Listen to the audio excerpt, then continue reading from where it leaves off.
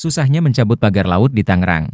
Bambunya nancap 5 meter ke laut, ditarik pakai kapal. Sudah beberapa hari ini pagar laut di pesisir pantai Tanjung Pasir, Teluk Naga, Kabupaten Tangerang, Banten, telah dicabuti satu persatu. Proses pencabutan itu memakan waktu yang tidak sebentar. Pasalnya pagar laut sepanjang 30,6 meter itu tertancap cukup dalam ke dalam dasar laut. Kemarin, Kementerian Kelautan dan Perikanan, KKP, kembali melanjutkan proses pembongkaran pagar laut di Tangerang itu. 3 unit kendaraan tempur milik TNI Angkatan Laut jenis amfibi LVT-7 diterjunkan guna memudahkan proses pembongkaran pagar laut. Sejumlah armada juga turut dikerahkan seperti kapal milik nelayan, hingga perahu cepat milik marinir TNI AL yang disertai dengan alat bantu tali berukuran besar. Penggunaan kapal sebagai alat utama membongkar pagar laut tersebut bukanlah tanpa alasan. Pasalnya bahan yang digunakan untuk memagari laut puluhan kilometer itu ialah bambu berukuran besar yang memiliki panjang sekira 7 meter.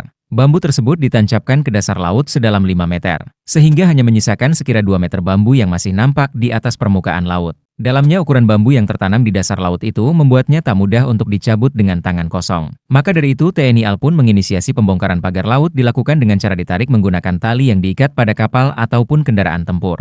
Serupa tak sama, proses pembongkaran tersebut mirip dengan cara menangkap ikan menggunakan teknik pukat harimau, di mana perahu nelayan menarik jaring berbentuk kantong yang besar dan panjang di dasar laut. Namun dalam proses pembongkaran ini, kapal-kapal nelayan mengaitkan talinya di pagar yang terbuat dari bambu.